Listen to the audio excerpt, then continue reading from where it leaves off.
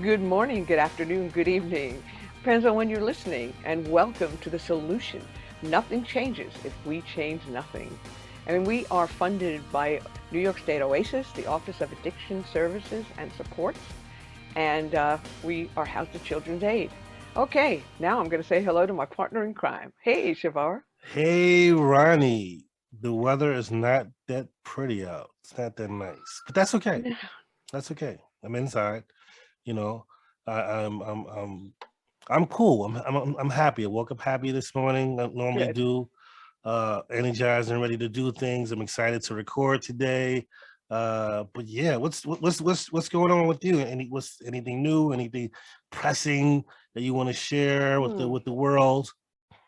No, I enjoyed the snow this past weekend. We had about 15 inches where I live.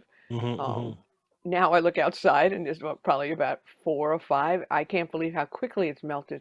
We Hmm. just had all this snow on Sunday, and here it is 4 days later, and it's almost gone. Ironically enough, I love sledding and being outside in the snow. I woke up, saw the snow, felt like a chore, so I didn't go outside. I was like, I'm gonna grab my sled. I think the pandemic and being at home for this extended period of time makes things seem harder to do. Like this seems like an inconvenience to me to go outside, go in the snow, and have fun. It seemed like I was like, I'm staying in the bed. Oh God. See, you can't forget how to have fun though. I, No, you know, I, yeah. If there I was, mean, for the first time in a long time, I actually hired someone to shovel the front of my oh house. wow. We rent a house. Um, I I could have done it, but I just decided I'm going to let someone else do it for a change, and I did the backyard. My dog needs pathways because she's getting old. She's Hmm. 12, and I don't Oh want her to wow. hurt herself.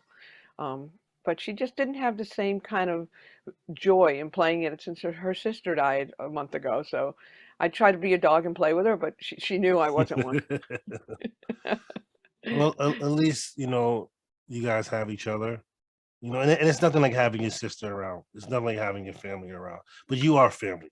You are family, That's and true. and it'll take time for her. It will. It'll take time. It'll take It'll time take for us time. all. Mhm. There's no timetable on grief. Absolutely not. I tell people that all the time. You may be fine today. In 3 years from now, you just the waterfalls may come out of nowhere, and you might not know why. It's like, what's today's date or what time of the year it is. Yeah, it's It, true. It's very fluid. It runs in waves, and there are times when, like you said, where you're okay, and then all of a sudden something hits you so hard, and you don't know where it came from. Like you're mhm. watching This Is Us, and you start sobbing. Oh man, I had to stop watching that show because I kept crying. Uh, It was like, this last season, yeah, definitely. yeah. I saw the previews. I'm like, maybe I need to do a binge of the last 2 3 seasons that I missed and catch up You and do. watch because I did see that we're giving free promotion and This Is Us, but I did see a clip that was intriguing. I was like, wait a minute, and this is the last chapter, the last season. I'm like, guess I got to take a deep dive and make this an emotional month. Yeah, just you can do it in spurts all at once. Might get to you, Right, but right, right, right, sometimes it's a good thing to let emotion out. I know I'm a crier. I'll watch TV right. show. I could cry over a commercial. I've been known to, like the Subaru commercials, or a clip from a movie. Like every time I see that end scene of Dirty Dancing, Okay. where Jennifer Grey is dancing and he's coming up the aisle and she jumps and I just start to get teary. I start to cry. Certain movies will do that to me. I tend to look for the the science fiction and the comedies as I know it's not real. So, Right. but to your point, like you do have to be able to open up and share your emotions and show your emotion, express your emotions. And I'm all for that. I'm a crier. So anyone who's listening, I'm not crying now, but I will cry eventually, someday, tomorrow, maybe later. With all that we have gone through, and, Oh, a absolutely. lot of people have it far worse, but I think everybody has some form of PTSD from this pandemic. Oh, 100%. 100%, man. You know, Like, I just thought of something, and I'm gonna mention it really quickly, and then we can move on. I've been visiting my grandmother recently, more frequently rather. because she's getting older, more up in age, and her, like she went to the doctor, said her health is well, but she isn't eating. And I text all her grandkids, my cousins, and everything. Like, just call her and text her, and like they've been calling her, texting her, sending her food packets and whatnot, and she hasn't been eating. Like I stated, and recently 2 of her siblings passed away in the same week. Oh, So so now like here comes the waterworks, people. Like, so now I've been like more intentful. Like I said, I saw the other day. I called her. She calls me. We call each other like a lot, just to check in on each other. And I'm always checking in on her. But I'm definitely today, later on this evening, I'm going to give her a call to see how she's doing. So, and the waterworks. This is like maybe hope this isn't a waterworks episode. And if it is, that's okay. it's people can see we're human. Absolutely. But no, yeah, and that's she has one of her siblings. Most of her family, my mother's side of, she's the only other siblings who lives in New York. The others all live in California. So they both live out there. Who passed? One funeral is this Saturday, and I'm not sure when the next one is. But yeah, um, and Yeah, it's hard. and again, she's up in age, and like you said about the pandemic, she doesn't go outside because of it. She's vaccinated, but her fear is being around people and getting ill because of it. Is Yeah, I can understand it. I mean, I know every time, I'm in a crowded place, even though I'm double masking, I'm still concerned, um, because people, I'm vaccinated, I'm boosted. I still, people are still getting it. Hopefully, if I should get it, it won't be serious, but it makes you uneasy. It really does, especially because not everybody's willing to comply for whatever reason. I don't Mhm. judge them on that. I just know that, I believe in doing things for the greater good. One cool thing, like, I want to say, is my grandmother is a great grandmother, because my niece, who's my mother, which is her great granddaughter, has a daughter. So that would be like, I guess, the fifth or whatever. I lost count. So she's a great grandmother. So just to be able to Wow. see that generation of family and them acknowledge, like, I'm able to see my great grandmother. How many of us are able to see? I get to see my mom or see my grandmother, but to see your great, my children, my niece, that's her great grandmother, but that's their great grandmother. I'm sorry, That's and incredible. and her daughter is the great grandchild. I probably threw too many greats in there, but you get the picture. What a blessing. That's such a gift. Absolutely. Well, as you can see, we have someone knocking on our door. And while I was talking, right, as It's usual. okay. Don't take it personally. Well, I think I'll let our guest in. All right. And we'll let him get in, and then we'll have a little chat. I was going to say good morning, but it's actually afternoon. Good afternoon. Welcome. Hi. Hi, Hi, how are you? Ronnie. How are you? Hi, Francis. Just fine. Thank you. Yeah, we're very happy you were able to come on our podcast today. Usually, what we like to do, Chevar and I like to let our guests introduce themselves and talk a little bit about what they do. So why don't you take that opportunity? All right. Hello, everyone. My name is Luis Laboy. I am a person in long-term recovery. I am the chairperson for the Bronx Council on Alcohol and Substance Use Disorders. I'm also in the steering committee for the New York State Alumni Association. And I am the program director for the Emma L. Bowen Community Service Center, where we provide services for individuals from 3 years old to very old age. We have a therapeutic preschool for children from 3 to 5 years old. We have child and adolescent mental health care up to 18 years old, as well as for adults. We also have an outpatient and a community residence for addiction treatment services. We are certified for telehealth practice throughout New York State, and we provide medication-assisted treatment to individuals that need assistance with their addiction. We have ambulatory detox for individuals with mild to moderate symptoms of withdrawal, and we provide services in person, face-to-face, and virtually through telehealth services. We're also an opioid overdose prevention trainer, and we provide naloxone training for anyone that's interested. If I get 2 minutes to do that today, you can consider yourself trained, and you can come and pick up a kit from me immediately. Because we're located at 1727 Amsterdam Avenue and 145th Street in New York City. And besides that, we do a lot of outreach. We are part of the state opioid response team, and we reach out to communities like Washington Heights, Central Harlem, and the South Bronx, where we outreach individuals that are in the street using drugs, and we provide them with resources for them to seek out, treatment and whatever other needs they may have. But mainly we try to get them to consider substance abuse treatment and refer them to a place where they can use drugs, engage in drug use in a safe place and in a safe manner. As you know, we just had 2 overdose prevention centers open up in Manhattan, and they have been doing very well in reducing the number of overdoses lately. So there are over 120 reversals right now. Wow. And, we had over 2,000 overdoses last year and over 100,000 throughout the United States. Yeah. And basically that's what we do on a daily basis.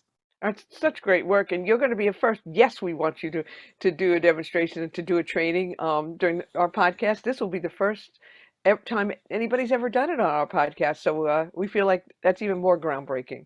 Oh, I can do that right now. Would you like that? Sure, go for it. All right. So first thing I want to let you know is that anybody who's listening to this podcast, you can contact me at this number right here on the banner behind me, or come see me at 1727 Amsterdam, and you'll get a free naloxone kit.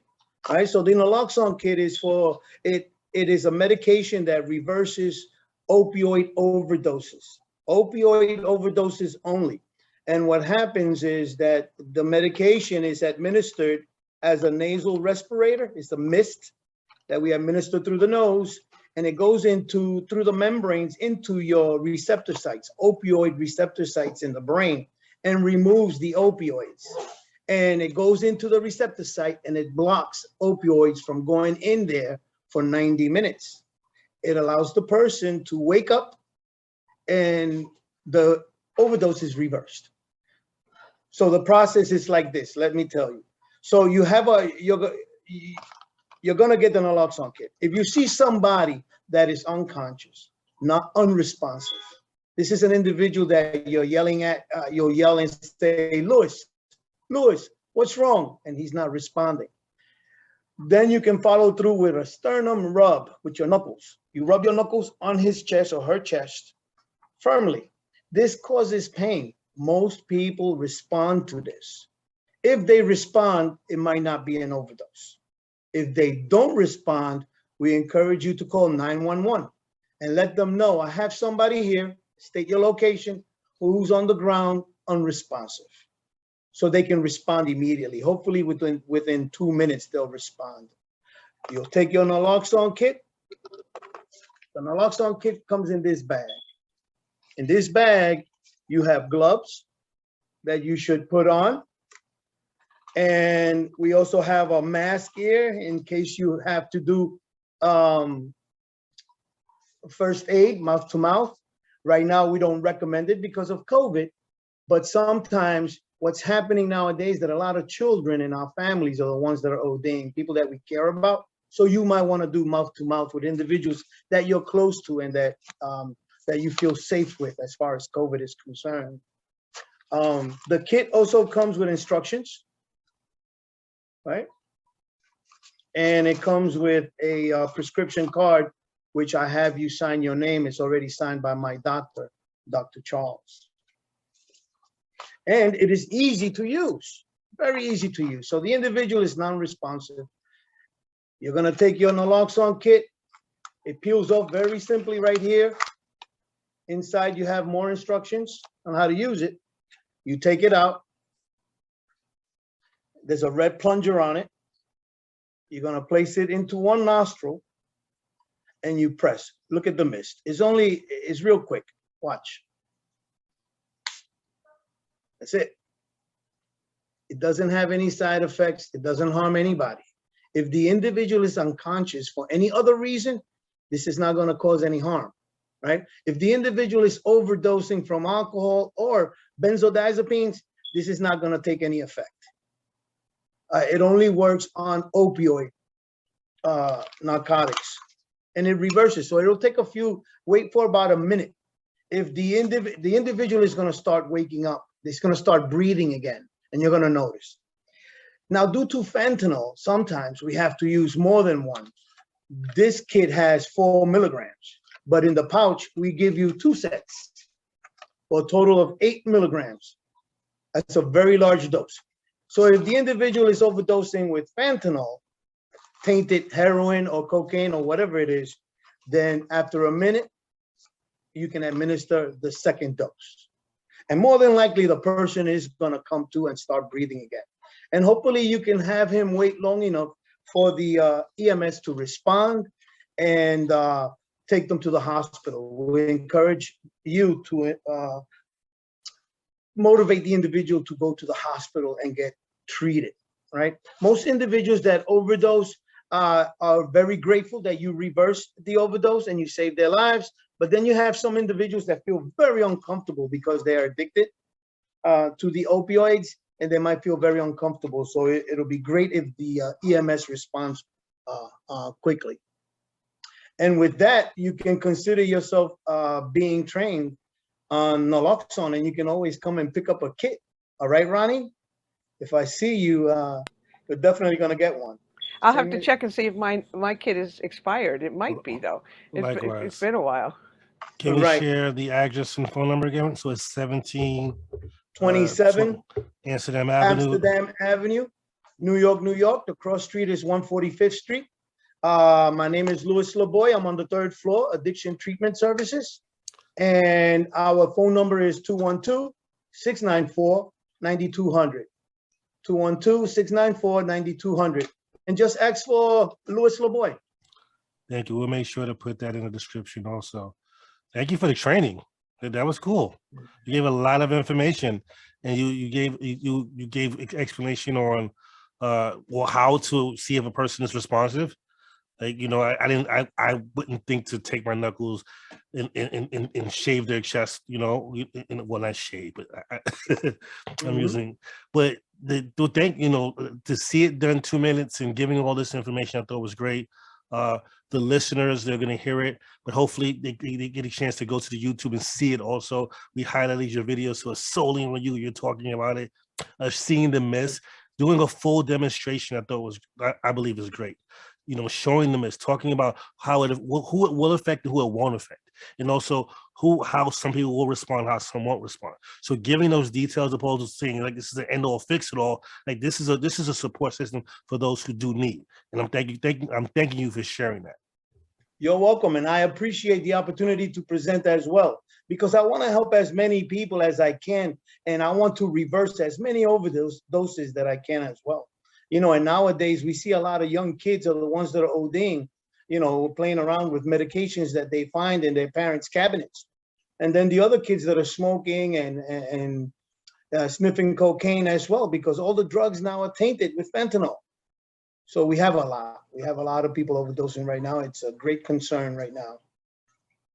Oh, it absolutely is. I mean, I first got involved in overdose prevention in 2003 in Portland, Maine, where they thought we'd had a lot of overdoses, a record number, and it was nothing compared to what we see today. But we formed what was one of the first overdose prevention projects in Portland Public Health, and I ran that. And at that time, Narcan was only available to first responders. And I remember that the first responders would only go in if the police came with them. And we tried to change that. We couldn't, but we were able to educate the police a lot better, and we really made a lot of strides. But seeing this today, this was our dream at that time, you know, and it's not that many years later when you think about it. I mean, it's all right, it's almost 20 years later, but still look at how far we've come. You know, and here you've been doing this in the middle of a pandemic. So how have you seen this all change? Like what has this changed as far as the work you're doing during the last 2 years? I mean, what's really changed about it, if anything? Right. So there has been a lot of a lot of changes in the last 2 years. You know, we have all been traumatized. There's not an individual in the world right now that can say they have not been traumatized by the horrors of the COVID pandemic and what has happened, right?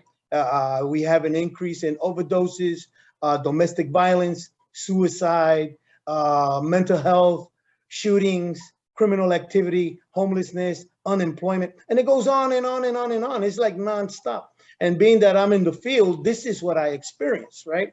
So not only do I work very hard, I also got to play hard to make sure that I stay stable and healthy enough to survive. You know, I got sick twice with COVID. I've been vaccinated and boosted, and I've survived. I've been, you know, it was a miracle the first time, March 2020. But the changes that we see right now, since the pandemic in the field and doing outreaches, there's a lot of public drug use. A lot of public drug use. You know, you're walking your kids down the street here in the South Bronx, 149th Street, and you're going to run into a few people injecting right in front of you and your children, you know. And it's kind of intrusive for us, but we have to, you know, I care. You know, I care about all the drug users. You know, they're all human.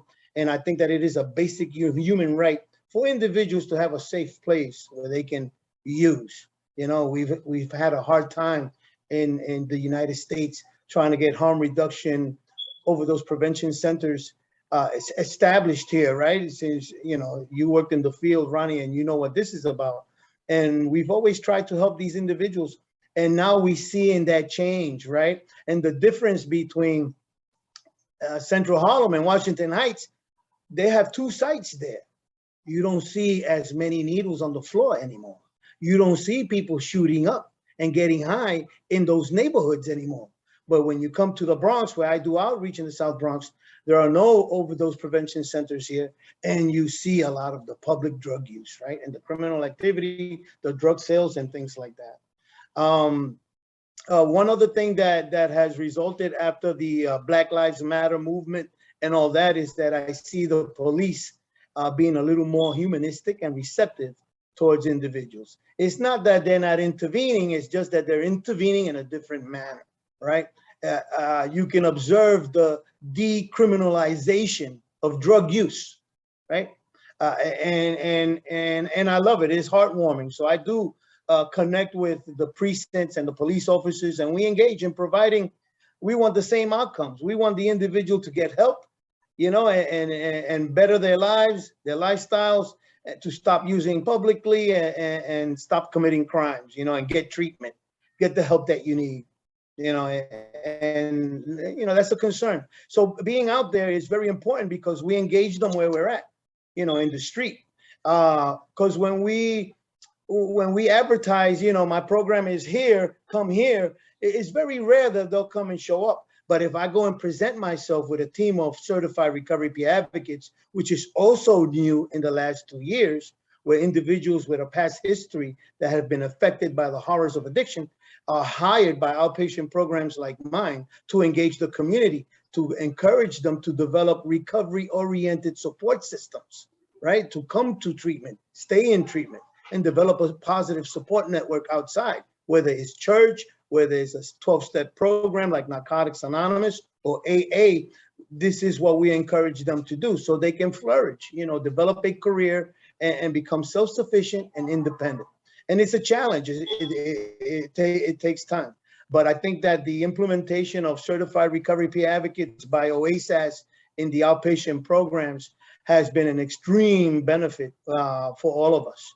You know, the individuals actually, they'll listen to us. You know, the individual might be smoking crack or shooting up heroin, and we'll talk to them from a distance and say, you know, is there anything that you need? Do you need some help besides some more money to get more, right? Because they'll always say that, you know, can you give me another $10? No, besides that, you know. So it's usually housing is the number one issue going on. They want housing, so we're advocating also for recovery housing, regulated recovery housing, which Friends of Recovery New York is advocating for right now. If you know about Friends of Recovery, they are a huge organization. We're having a conference on Tuesday where we have thousands of agencies and people that join in the conference, and we advocate. We advocate for harm reduction, safe injection sites, which is also known. The best way to call it is overdose prevention centers, recovery housing, that they be regulated, right? Because we used to have recovery housing in the South Bronx, but they abused. They would put 4 and 5 people in one tiny 10 by 10 room, and that's not humanistic, right? So we want them to be regulated, and we want recovery housing for all levels of care, for individuals in prevention, in treatment, in recovery, and even the ones that are actively using. We need to figure out how to get them housing as well, not just a shelter, right? Because that's what's happening in the shelters. A lot of people are living in the New York City shelters, and they come outside, they leave the shelter during the day, and that's what you see on 125th and Lexington. All these people are coming from the shelter. The bus stop is right there, and that's where they stay. And that's where you see all the K2, marijuana, heroin, methadone. You see all these substances being abused. And we go out there with the peers, and we engage these individuals and offer them resources. We ask them, what kind of help do you need? How can I keep you out of, how can I keep you off the streets and improve your life? Where do you see yourself 5 years from now?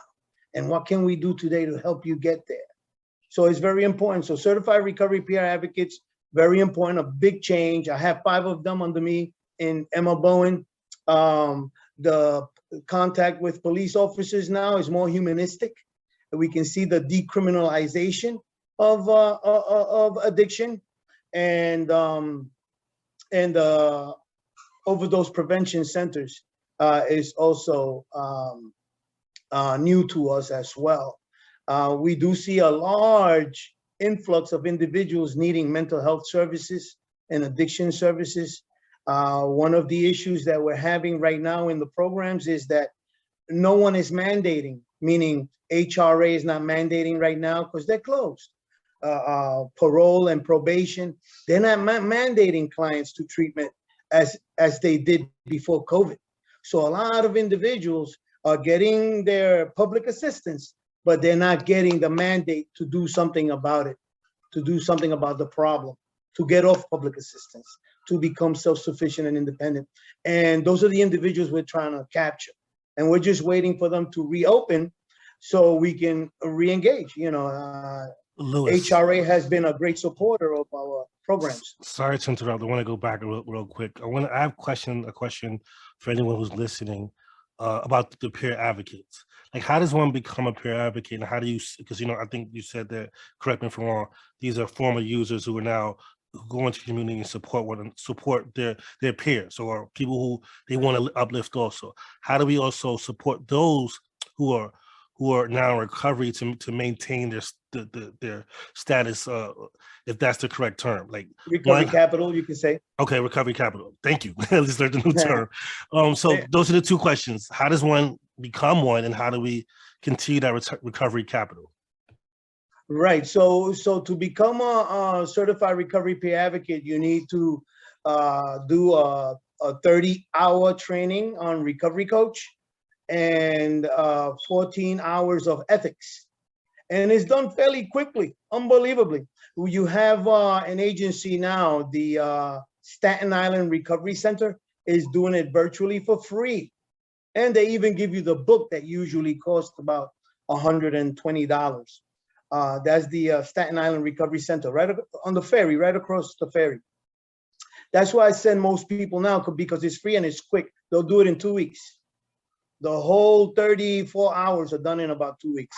But there is a certification unit where after you do the training, you have to submit an application to get certified through the New York Certification Board.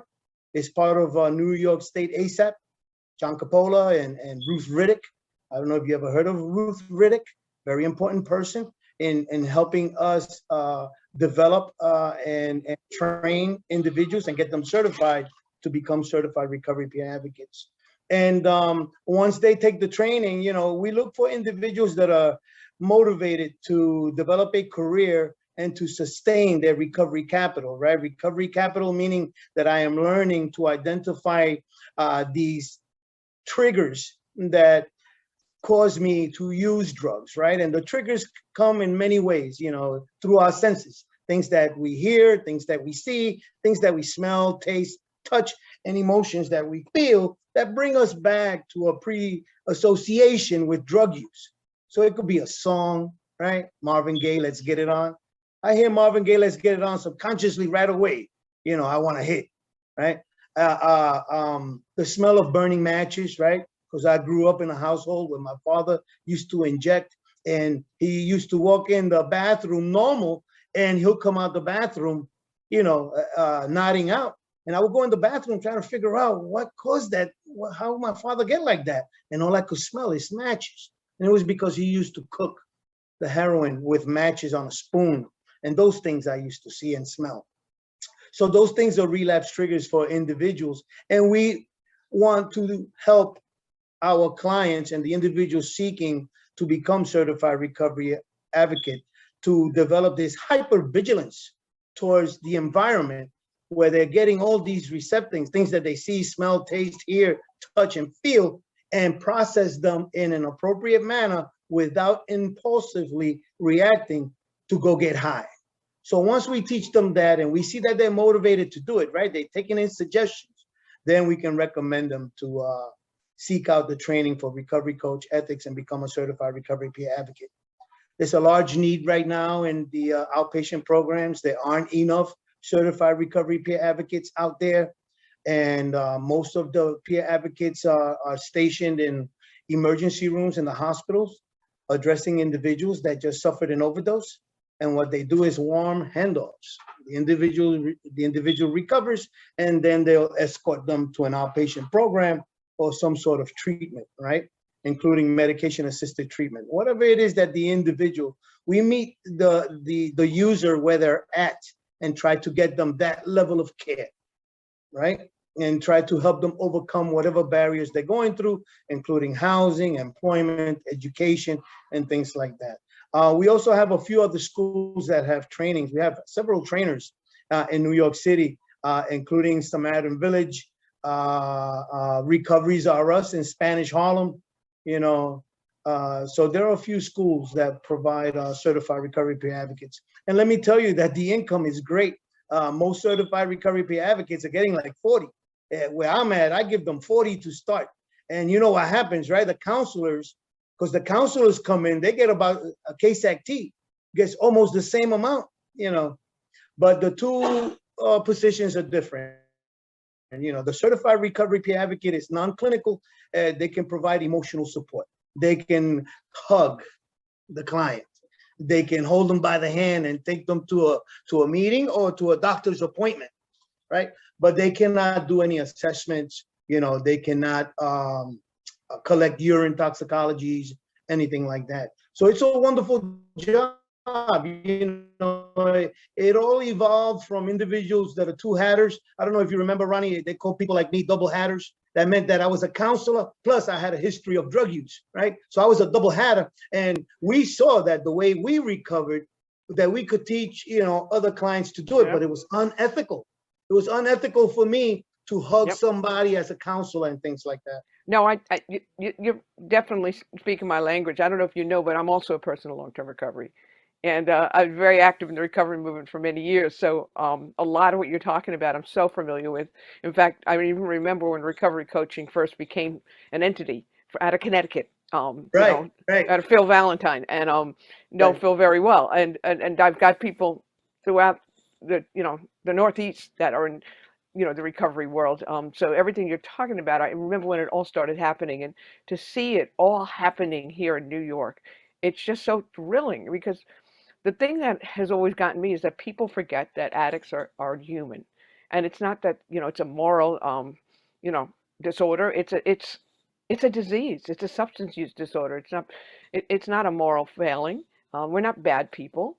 We just have a disease, and when we can get help for that disease, we can shine, and we can be the people we were meant to be from the start. But until we get there, sometimes our journeys are different. It may take a lot of times, but when somebody gets there, that's when the miracle begins. Mm-hmm. So hearing you say that, incredible. I'm glad, Ronnie. I've been I've been in long-term recovery now for 24 years, but I had Me tried. too. Sorry. Some Me Too movement here. And I had tried for about 8 years before that. I went to 23 detoxes, 2 TCs, 1 rehab, and I went to a therapeutic community in France for a whole year, trying to recover, trying to understand what I was going through, because it was really eating up my mind. I wanted to figure out, a smart person like me, how could I indulge and not stop? Why I can't stop? But it took some time for me to learn, about 8 years, hitting my head against the wall, but the most beneficial thing for me was, going into Narcotics Anonymous, 12-step meetings. I started out with AA, then I went to NA, I did both, and then I still attend Narcotics Anonymous meetings. My best friends are there for more than 24 years, because I started out about 33 years ago trying to figure it out. But it took me about 8 years to finally just make a commitment to myself and stop analyzing and just follow instructions like everybody else was telling me. They were making simple suggestions like, stay clean one day at a time. If you don't pick it up, you don't get high. Make meetings, get a sponsor, things like that. So I just started taking suggestions because I got tired of suffering. The pain, the suffering, the depression was constant. I was unhappy using drugs and I was unhappy not using drugs. But it was a little better when I was in recovery. It's a little better, right? Because I'm learning now how to live life in life's terms, So I have this integrity right now that is non-negotiable. And knowing my past history, I just don't go that route. I have this hypervigilance for my environment, that I can see all the warning signs and I stay away from them. But I want to help as many people as I can, because I know how hard it is, especially family members that have children that either overdose or are currently using. That is in my heart, because I'm from the South Bronx, Latino man, Puerto Rican, right? And just about everybody I grew up with uses drugs, commits crimes, and ends up in jail, and I was always trying to stay away from that pain, misery, and I just couldn't. But now today, I have family members that use, and it breaks my heart because I know where it's going, so I just want to support the parents and the family members as well, that I know what we're going through. I know how painful it is, and we need to stay strong. And we have to understand that they're human, right? And they do love us, because a lot of loved ones reject their family members and their loved ones because they're using, because they think that they don't love them. They love the drug more than they do them, so they reject them. And what I have been learning in my process is that, this individual loves me dearly, but the brain has been hijacked to the point that it obsesses them to get more constantly. So I present myself as calm as I can most of the time and provide as much love as I can, even though I'm angry inside and I just want to hit them with a belt. How could you, after what I went through? Why are you doing it? But that's something that we have to live through and learn how to help others get out of. And after all these years, right, doing treatment services, I do know that preventive services is where we need to start, with the young people that haven't done that yet, to kind of educate them and warn them and keep them busy with sports, school, education, homework. That's where it starts, right there. Right now. And that's the work that we do. We work in prevention, and I mean, it's been proven that every dollar that is spent on prevention saves $7 to $13 down the road, and beyond that, it's a human life, and you can't put a dollar sign on that. But I know we're starting to get short on time, so Chevar usually likes to ask some questions, so I wanted to give him a chance if you had any questions, and then to ask our final question that we always ask. Well, no, the question I asked already was about the peer advocates. So thank you for giving that. You actually, like I said, you taught me a new term, which I'm taking notes. I always take notes. Recovery capital, which I think would be a great name for this episode. But we're going to close out with this question. It's the question we ask everyone. When you were a young lad, think back to, I'm not going to ask you how old you were, but when you were in however many years, however many years that was, what did you want to be when you were that young person, and why? And tell us why. I wanted to be an astronaut. Oh, cool. Yeah, because at that time, as a young man, we were going to the moon. So that tells you, right? I'm 62 right now, and it was a challenging upbringing, with civil rights movements. I got beat up by police officers as a young little boy in 1968, 69 with a billy club because I was going to the store for my mother. And they yelled at me, go home, you little spick, and hit me with this baton over my head. And I developed these biases towards police officers very young on. Right. But before all that started, the innocence and all that, I wanted to be an astronaut, because of I saw the landing of the moon, Apollo 11, and that was amazing. I thought that was incredible. And but things change as we grow up. Civil rights movement, Vietnam War, right? And we had a lot of public drug use and overdose back then as well, right? It just wasn't being addressed the way it is now. And then now with the pandemic, I started reliving all of that I went through as a boy. That's exactly how I felt.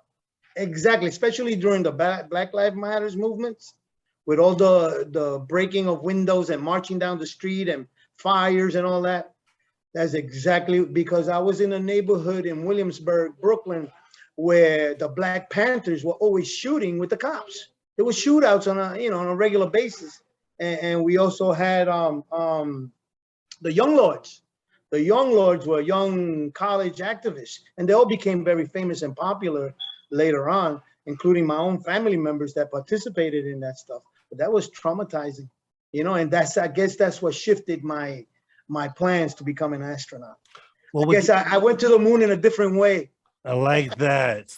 I have one more question. What would adult Luis Laboy tell young Luis Laboy? What advice would you give young Luis Laboy? Oh man, stay focused in school. Stay focused in school and continue going to the community center, playing basketball, football, and things like that. Stay focused on that.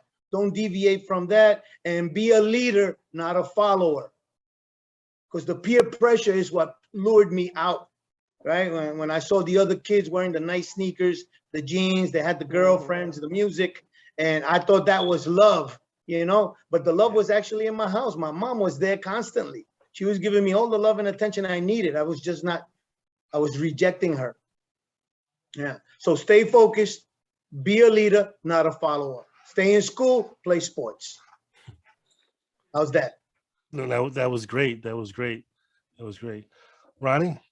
Well, we thank you so much for coming to be with us today. I mean, believe it or not, it's already time for us to end the show, you've really shared some information that is so powerful. Mm-hmm. And like I said, you're speaking my language. I've lived this life for a long time. And it's funny, you were saying, it took me 8 years to get to where I finally went into the rooms and started taking it seriously. And it was the best decision I ever made. I never looked back after that. And it changed my life. Recovery rocks. And, anybody who's thinking of it, it's not easy. It's not easy at first, but it's a lot easier than being out there using. At least for me, it is. And it gave me a life, So I'm really grateful.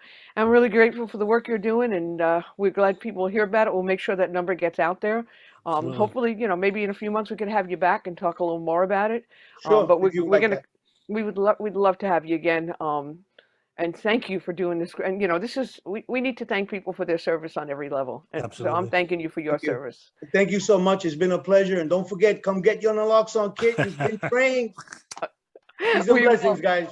Okay, good to see you. Thank you. We're going to close the show out, so we're going to say goodbye now, and we'll see you again soon. Or we'll see you at a coalition meeting. Will do. Thank you. All right. Thanks for everything. Take care. Bye. Bye.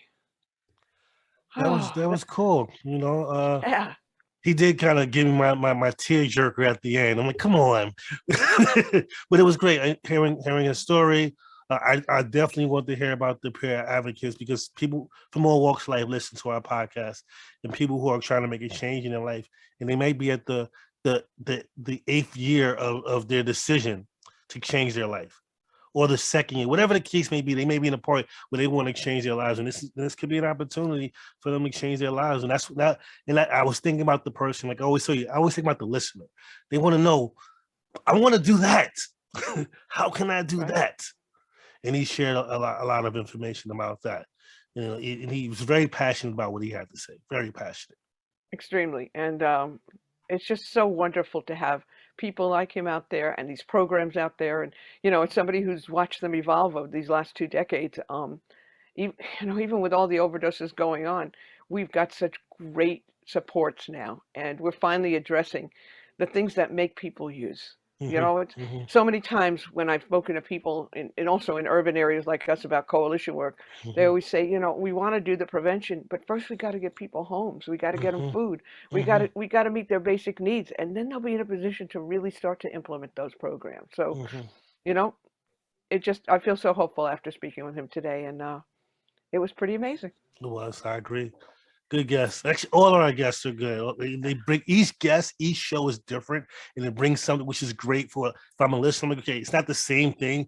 Like, wow, I learned something different in every episode. So like I always say, I participate not only as a co-host but also as a listener. So I'm like, wait a minute, I have a question about what you just said, because whomever has that same question somewhere. And I love that he mentioned how important it is to get to young people. Yes. To try to delay or prevent that first step, you know, into use. Because if we can get people on that pathway early, then prevention, it really does work. And that, I think that defined it for us right there when he said that. So, you know, keep up the efforts. We always say in prevention, sometimes you don't see the immediate results, but the bottom line is those results will be there later, and you got to hang out and hang in there, because the seeds that you plant today are going to blossom. It could be 10 years, but it's going to happen with a lot of people. Anyway, we are out of time, and I guess we got to get back to what we do on a regular basis, which is work with coalitions and train people and provide TA. I definitely have that one later after lunch after this. I do have one of those coming up this week later on. But thank you to all the listeners. This is the solution. Nothing changes if we change nothing. Have a good one. Talk to you soon.